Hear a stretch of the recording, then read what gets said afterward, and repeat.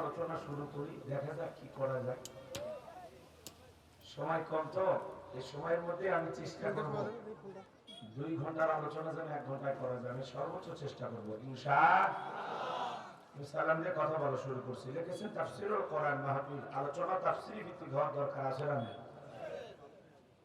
আমি সালাম দিচ্ছি, যুব সমাজকে পরিবর্তন করার জন্য কথাগুলো বলা দরকার।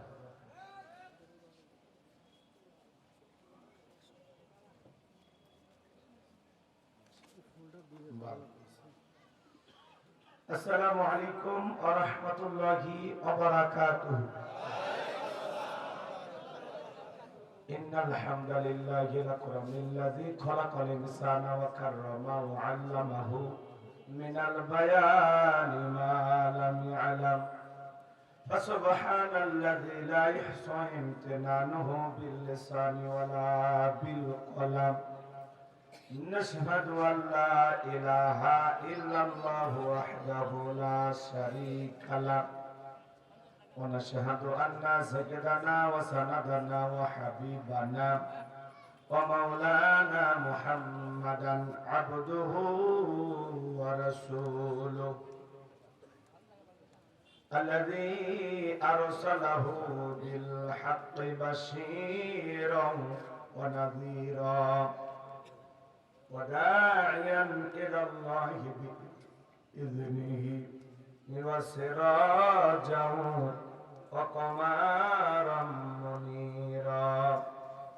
فقد قال الله تعالى في كلامه المجيد وفي فرقانه الحميد. সকলে জবান ছেড়ে মোহাব্বতে আওয়াজ দিয়ে পড়ুন আউযু বিল্লাহি মিনাশ শাইতানির রাজীম। বিসমিল্লাহির রাহমানির রাহিম। قد أفلح المؤمنون الذين هم في صلاتهم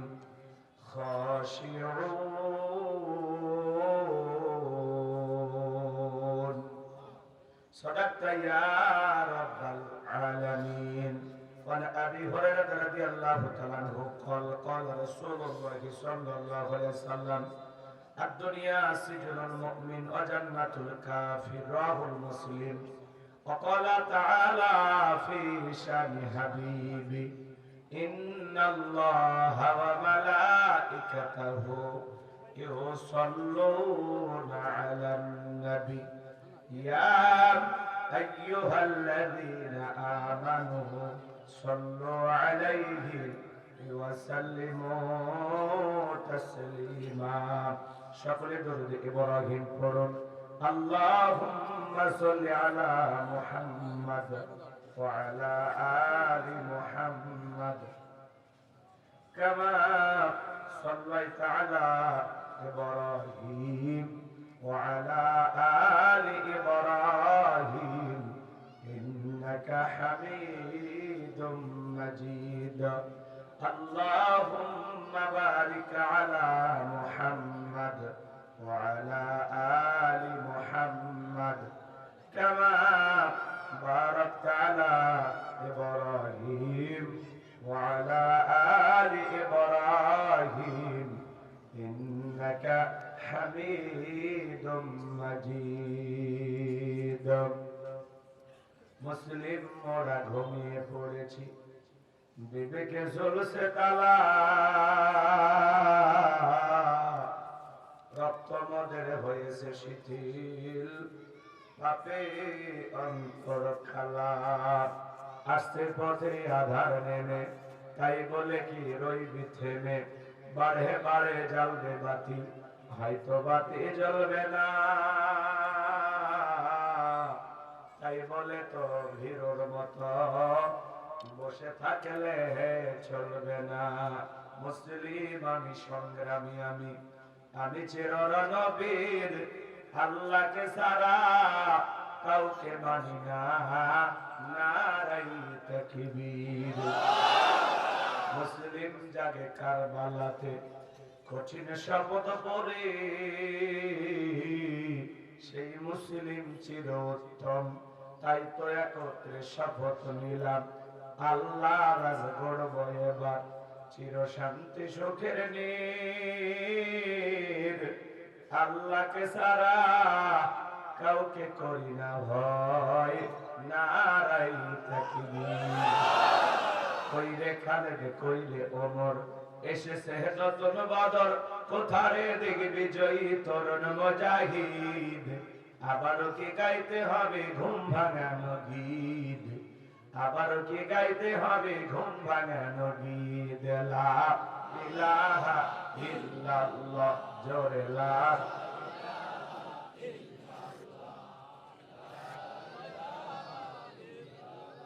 জোরে লা ইলাহা, জোরে লা ইলাহা।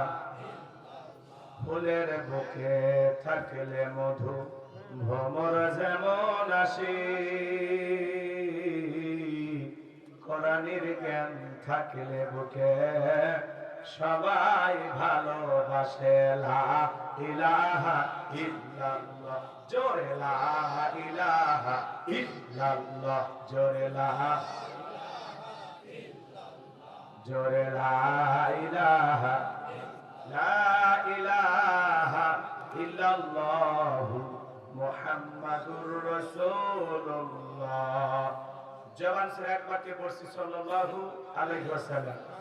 বাংলাদেশের ঐতিহ্যবাহী রাজবাড়ী জেলার কালুখালী থানার অন্তর্গত কালুখালী যুব সমাজের উদ্যোগে 16তম বার্ষিক তাফসীরুল কোরআন মাহফিলে আজকের 14 ফেব্রুয়ারি বাদ জুম্মা থেকে আসর পর্যন্ত আজকের এই প্রোগ্রামের সম্মানিত সুযোগ্য অনারেবল প্রেসিডেন্ট জনাব মোহাম্মদ আব্দুল কাদের মোল্লা, আল্লাহ পাক তার গোলামকে হায়াতে তৈয়বা সিয়াতে কুলিয়ে দান করুন, চিল্লা বলুন আমিন। আজকের এই প্রোগ্রামের অন্যান্য দাওয়াতি মেহমান বৃন্দ, আলোচনাকে ধন্য করেছেন জাতির শ্রেষ্ঠ সন্তান সম্মানিত ওলামায়ে কেরাম। কথা বলেছেন হাফেজ কারি আব্দুস সুবহান সাহেব, কথা বলেছেন তরুণ আলোচক আমার আদরের ভাগিনা, বিশিষ্ট ইসলামিক চিন্তাবিদ, তরুণ দিনের দায়ী। আগামীতে তারাই কোরআনের ময়দানে কথা বলবেন, এটা আমরা বিশ্বাস রাখি। চমৎকার কথা বলেন সময়ের সাহসী বক্তা হযরত মাওলানা মুজাহিদুল ইসলাম জিহাদি দামাত বারাকাতুহু আলিয়া। আল্লাহ পাক প্রিয় ভাগিনার কণ্ঠকে দ্বীনের জন্য, ইসলামের জন্য, কোরআনের খেদমতের জন্য কবুল করুন, চিল্লা বলুন আমিন। বয়স কম, রক্ত গরম, যেভাবে কথা বলেন বুঝেন নাই, কোনো ভয় করে না। আপনারা দোয়া করবেন এভাবে যেন তাকে সারাটা জীবন বিপ্লবী কণ্ঠে কোরআনের নির্ভীক সৈনিক হিসাবে এই ময়দানে আল্লাহ যেন তাকে কবুল করেন, সেটা বলুন আমিন। মঞ্চে উপস্থিত সম্মানিত ওলামায়ে কেরাম, সামনে বসা পিতৃ সমতুল্য মুরব্বী বাবাজিরা, কলিজার টুকরা প্রান্তীয় যুবক ভাইয়েরা, ছোট ছোট সোনামানিকেরা, পর্দার আড়ালের সম্মানিত বলা সরলা আবেদা সালেহা মা বোনেরা, প্রশাসনের সম্মানিত পুলিশের ভাইয়েরা, দিদির ভাইয়েরা, জাতির বিবেক প্রিয় সাংবাদিক বন্ধুগণ, বিভিন্ন রাজনৈতিক দলের সম্মানিত নেতা কর্মী ভাইয়েরা, সবাইকে নিয়ে মহান মনিবের দরবারে শুকরিয়া আদায় করে পড়ছি আলহামদুলিল্লাহ। বিশ্বনবীর প্রতি দরুদ সালাম সকলেই পড়ুন সাল্লাল্লাহু আলাইহি ওয়াসাল্লাম। সম্মানিত ভাইরা, আমার ভূমিকা দেওয়ার কোনো সুযোগ নাই, আমি ডাইরেক্ট আল্লাহর কোরআন থেকে কথা বলতে চাই। কোরআন থেকে যদি কথা বলি আপনাদের কারো কোনো সমস্যা আছে? কারণ কোরআনের মধ্যে কোনো ভেজাল আছে, মিথ্যা আছে, ধোঁকা আছে? আপনি কি করে? কিতাবটি নাজিল করেছেন কি? সে আল্লাহ রাব্বুল আলামিন বলেন যালিকাল কিতাবু লা রাইবা ফি, এটি এমন একটি কিতাব যেই কিতাবের মধ্যে কোনো সন্দেহ নাই, কোনো সংশয় নাই, কোনো মিথ্যা নাই, কোনো ধোঁকা নাই। দেয়ার ইজ নো ডাউট, বলুন আল্লাহু আকবার। হুদাল লিল মুত্তাকিন, মুত্তাকি বান্দাদের জন্য গাইডলাইন হিসেবে, পথ প্রদর্শক হিসেবে আসমান থেকে এই কিতাবটি নাজিল করেছেন কে? সেই কিতাব থেকে আজকে কথা বলবো ইনশাআল্লাহ। আমি কথা বলবো পবিত্র কোরআনুল কারীমের 23 নম্বর সূরা, সূরা নাম্বার 23, বাতিলের হবে 22, ইনশাআল্লাহ বলেন। সূরাটির নাম সূরা আল মুমিনুন। মোট আয়াত আছে 118, রুকু আছে 6টি। বিশ্ব নবীর মক্কার জিন্দেগিতে আল্লাহ তাআলা এই সূরাটি নাজিল করেছেন। 18 নম্বর পারার প্রথম সূরা। যুবকেরা যেহেতু আজকের মাহফিলে বসেছে, আমাদের আব্দুল সুবহান সাহেব একটি কথা আমাকে বললেন যে হুজুর এই বিষয়টা নিয়ে কথা বললে আমাদের যুব সমাজ উপকৃত হবে। তো সব দিক চিন্তা ভাবনা করে আজকে কিছু আলোচনা হবে যুবকদের উদ্দেশ্যে ইনশাআল্লাহ। তাহলে কোন সূরা? সূরা আল মুমিনুন। আল্লাহ পাক তার বিশ্বাসী বান্দাদের জন্য সূরা আল মুমিনুন নাজিল করেছেন। যারা অবিশ্বাসী কাফির এদের জন্য আল্লাহ পাক একটি সূরা নাজিল করেছেন। সূরার নাম কি? কাফিরুন। কুল ইয়া আইয়ুহাল কাফিরুন। যারা কাফির এদের জন্য আল্লাহ পাক সূরা কাফিরুন নাজিল করেছেন। বিশ্বাসী বান্দাদের জন্য সূরা আল মুমিনুন নাজিল করেছেন। যারা হলো দুর্লভমান, দুই নৌকে পা দিয়ে চলে, মুখে বলে একটা অন্তর আর একটা দুমুখ সাপ, বৃষ্টি যেই দিকে ছাতা ধরে সেই দিকে গুল আলু মার্কা সব তরকারিতে চলে, ওদের নাম হলো মুনাফিক। এই মুনাফিকদের জন্য আল্লাহ পাক একটি সূরা নাজিল করেছেন। সূরার নাম হলো মুনাফিকুন। এই মুনাফিক চেনা বড় কঠিন, আশেপাশে ঘাপটি মেরে থাকে, কথা বলে। মুনাফিকদের স্বভাব হলো ইসলাম নামের গাছের গোড়া কেটে মাথায় পানি ঢালে। চুপ করে থাক ধোঁকাবাজ, চোখে তোদের নাহি লাজ। চুপ করে থাক ধোঁকাবাজ, চোখে তোদের নাহি লাজ। গোড়া কেটে মাথায় ঢালো পানি, তোদের চিনি আর কতকাল করবি রে শয়তানি। মুনাফিকদের স্বভাব হলো ইসলাম নামের গাছের গোড়া কেটে মাথায় পানি ঢালে আর বলে আমরাও ইসলাম মানি। মুখে মুখে স্বীকার করা আছে না নাই? রাগ করে? বিরক্ত হবেন না আমার কথা। এই সমাজে অসংখ্য মুনাফিক আছে, মনে রাখবেন। বৌদ্ধ, খ্রিস্টান, হিন্দু এদের ভিতর থেকে কিন্তু মুনাফিকের জন্ম হয় না। মুনাফিকের জন্ম হয় মুসলমানের ভিতর থেকে। মুনাফিকদের চেনেন না? সকালবেলা কোরআনের মাহফিলের অনুমতি দিয়ে সন্ধ্যাবেলায় পুলিশ পাঠায় বন্ধ করতে, মুখে মুখে ইসলামের কথা বলতো, ফজরের নামাজ পড়ে দিন শুরু করতো কোরআন পড়িয়া, আবার নিজের হাতে মানুষও জবাই করতো। কথা বলেন ঠিক কি? এরকম মানুষের কথা আছে না এই সমাজে? দেখতে মুসলমানের মতো, কিন্তু ভিতরে ভিতরে মুনাফিকি দিয়ে ভরা। আমার বিশ্বাস রাজবাড়ী জেলায় মুনাফিকের কোনো জায়গা নাই। মুনাফিকদের মুখোশ উন্মোচন করতে পারলে ভালো হইতো, এটা একটা আলাদা আলোচনার বিষয়। যেহেতু আমি মুমিনদেরকে নিয়ে কথা বলার নিয়ত করেই বসেছি, এই জন্য ওই দিকে আর গেলাম না। কথাকে বুঝতে পারতেছেন? আমি কথা বলবো আল্লাহর ভিআইপি মুমিন বান্দাদেরকে নিয়ে। চিৎকার মেরে বলেন আল্লাহু আকবার। আল্লাহ তাআলা তার এই গোলামকে আপনাদের সামনে কিছু কথা উপস্থাপন করার তৌফিক দান করেন। ছিল বলুন আমিন। আমার কোনো জ্ঞান নাই, জ্ঞান দেওয়ার মালিক কি? ক্বালু সুবহানাকা লা ইলমা লানা ইল্লা মা আল্লামতানা ইন্নাকা আনতাল আলিমুল হাকীম। বলুন সুবহানাল্লাহ। জ্ঞান দেওয়ার মালিক আল্লাহর কাছে দয়া করুণা ভিক্ষা চেয়ে আপনাদের দোয়া নিয়ে শুরু করলাম। জবান ছেড়ে সবাই একটু মহব্বতে আমার সঙ্গে তেলাওয়াত করুন। আউযু বিল্লাহি মিনাশ শাইতানির রাজীম। বিসমিল্লাহির রাহমানির রহিম। বিতাড়িত মুর্দার শয়তানের কাছ থেকে, অভিশপ্ত ইবলিসের কাছ থেকে আল্লাহ তাআলার কাছে আশ্রয় প্রার্থনা চাচ্ছি। পরম করুণাময় দয়ালু আল্লাহ তাআলার নামে শুরু করছি। আমার আল্লাহ রাব্বুল আলামিন বলেন, قد فلح المؤمنون।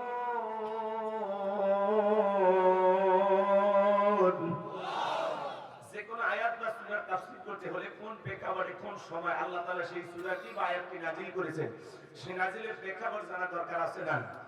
আরবিতে বলা হয় শানি নজুল। যদি শানি নজুল আলোচনা করা হয় তাহলে তাফসীর বুঝতে সহজ হয়। তাহলে সূরা আল মুমিনুন আল্লাহ তাআলা তার হাবিবের উপরে কোন সময় কোন প্রেক্ষাপটে নাযিল করেছেন, আমি কি একটু সামান্য তুলে ধরবো? রাগ করবেন না তো ইনশাআল্লাহ? সম্মানিত ভাইরা আমার, বিশ্বনবীর প্রিয় সাহাবী হযরত ওমর ফারুক রাদিয়াল্লাহু তাআলা নবীকে বলেন, আমি মৌমাছির গুনগুন আওয়াজ শুনলাম, ডানে তাকাই মৌমাছি নাই, বামে তাকাই মৌমাছি নাই। হযরত ওমর ফারুক ডেকে বলেন, আমি বিশ্বনবীর চেহারার দিকে তাকায় দেখি নবীজি ফিসফিস করে কি যেন তেলাওয়াত করতেছেন। হযরত ওমর ফারুক ডেকে বলেন, আমার বোঝার বাকি রইল না, আসমান থেকে নবীজির উপরে কোরআনুল কারীম নাযিল হচ্ছে, আর বিশ্বনবী কোরআনুল কারীম রিসিভ করতে ব্যস্ত। বলুন সুবহানাল্লাহ। মৌমাছির গুনগুন আওয়াজ আওয়াজ হলে কোরআনুল কারীম নাজিল হয়, দপ্তরি ছুটির ঘন্টায় বাড়ি মারে টন টন আওয়াজ হলে কোরআনুল কারীম নাজিল হয়।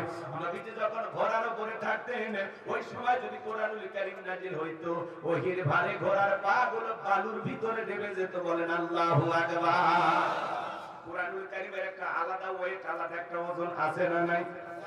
এই পৃথিবীতে যত কিতাব আল্লাহ নাজিল করেছেন সহিফাগুলো আল্লাহ তাআলা একেবারে একদিনই দিয়ে দিয়েছেন। কথা বুঝেন?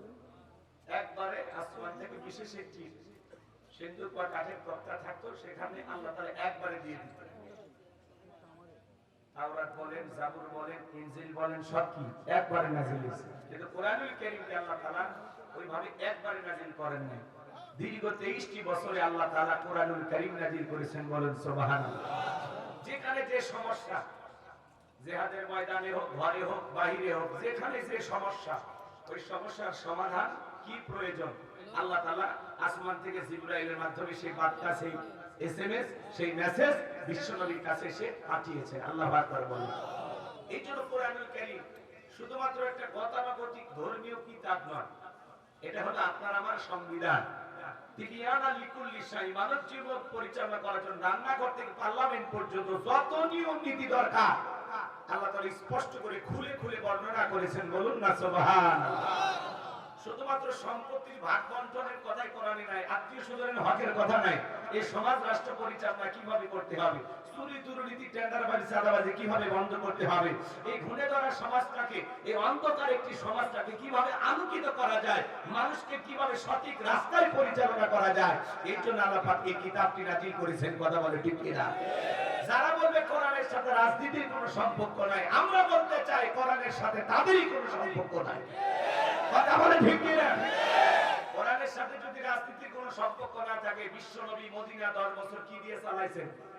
এই কথা বলেন না কেন? হযরত আবু বকর কি দিয়ে চালাইছেন? ও হযরত ওমর ফারুক কি দিয়ে চালিয়েছেন? ওসমান আলী কি দিয়ে চালিয়েছেন? হযরত মুয়াবিয়া কি দিয়ে চালিয়েছেন? তো তাহলে এগুলো যারা বলবে যে কোরআনের সাথে রাজনীতির কোনো সম্পর্ক নাই, এই কথা তারা তাদের মূর্খতা প্রকাশ পায়। কথা বলে ঠিক কি? কথা বলতে গেলে হিসাব করে বলবেন, বলতে পারেন যে না কোরআনের রাজনীতি আছে, কিন্তু আমরা অন্য নেতাকে অনুসরণ করি। আপনারা আপনাদের মতো কথা বলেন। এক নেতা গতকালকে কথা বলতে গিয়ে একেবারে বলে ফেলে দিয়েছেন যে শাহজাহান সাহেবের এই ঘর, এই বাড়ি, এটা আমার কাছে মক্কা। নাউজুবিল্লাহ বলবেন না? আচ্ছা, কোন নেতার বাড়ি কি মক্কা হতে পারে? জোরে বলেন হতে পারে? আর মানে চিন্তা করেন কি কায়দায় পান দেওয়া শুরু করছে। আমার মনে হয় ওই ছেলেটার খোঁজ খবর নিয়ে দেখেন, যে ব্যক্তি এক বক্তব্য দিয়েছে না, ও ভবিষ্যৎ হয়তোবা ওই ছেলেটা পূর্বে আওয়ামী লীগ করত। কথাটা দেখেন, আওয়ামী লীগের লোকেরা এরকম উল্টা পাল্টা প্রশংসা করতে পারে, বর্তমানে ওরা আবার বিএনপি হয়েছে। কথা বলেন নাই? এইরকম ভ্যাস ধরে আসে নেতার বাড়িতে এসে প্রশংসা করে বলতেছে এই শাহজাহান সাহেবের বাড়ি, এটা আমার কাছে মক্কা। জোরে কর নাউজুবিল্লাহ। ওই হযরত শেখ হাসিনা যেমন বলতো, এইরকম প্রশংসা শুরু করে দিছে। এই জন্য বলবো ভাই, মাথা ঠিক রেখে কথা বলেন। কার সাথে কি তুলনা দেন? আপনার নেতার বাড়ি মক্কা। হ্যাঁ, এরা আগে কি করতো? ওই আফসোস করতো। এখন তাল মিলে বিএনপি শুরু করছে যে আমরা এখন এই দলে আছি। আইসা এই যে উল্টা পাল্টা প্রশংসা করছে। তাছাড়া প্রকৃত